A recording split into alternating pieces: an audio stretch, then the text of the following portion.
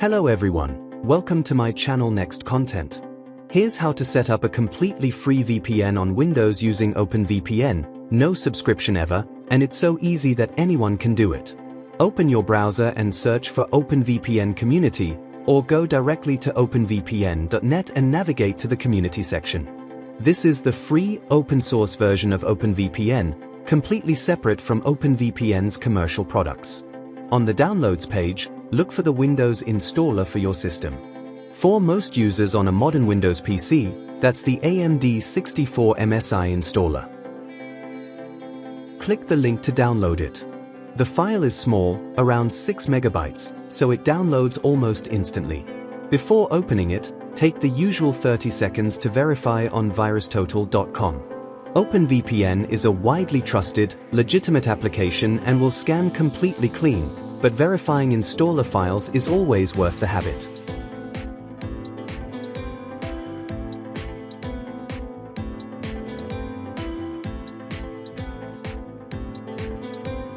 Double-click the OpenVPN installer you downloaded. Click Install Now. Click Yes on the permission prompt.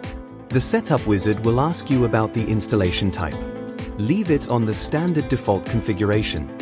The installation completes in about 30 seconds. When it finishes, click Close. You'll immediately see a notification from OpenVPN saying it has no connection profile. This is expected and completely normal. Click OK. We haven't imported our configuration yet, which is the next step. OpenVPN will now appear as a small icon in your system tray, the taskbar area in the bottom right corner of your screen near the clock. This is where you'll manage your VPN connection from now on. Now we need the VPN server configuration files. Open a new browser tab and go to vpnbook.com. This is a free VPN service that provides configuration files and credentials compatible with OpenVPN. On the VPN Book homepage, navigate to the free VPN section. Scroll down and you'll see several server bundles organized by country: US, Canada, UK, Germany, France, Poland, and options, among others. Here's how to choose. If you want to appear to be browsing from a specific country, for example, accessing France Netflix or UK content, choose a server from that country. If you just want general privacy with good speed, choose a server geographically close to you. As you can see, all servers are online. Before selecting a server from a specific location, make sure the server is online. The status of each server is displayed in real time.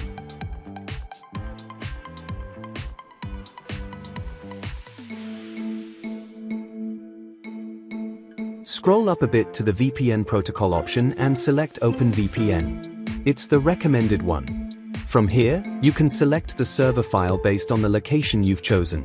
Within each country option, you'll see multiple configuration files for different protocols. TCP 443 uses the HTTPS port, good for bypassing some firewall's restrictions. TCP 80 uses the standard web browsing port, works almost everywhere and is unlikely to be blocked, useful if TCP 80 is blocked. UDP 53 uses the DNS port, good for bypassing some restrictions. UDP 25000, generally the fastest option, use this for speed when no port restrictions apply. It may be blocked. For most users starting out, UDP 25000 gives the best performance. Select it and download the OVPN file for your chosen country location.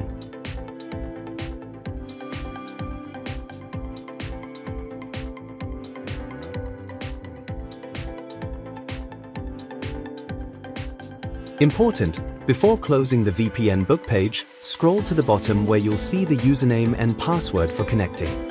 Write these down, you'll need them in a few minutes.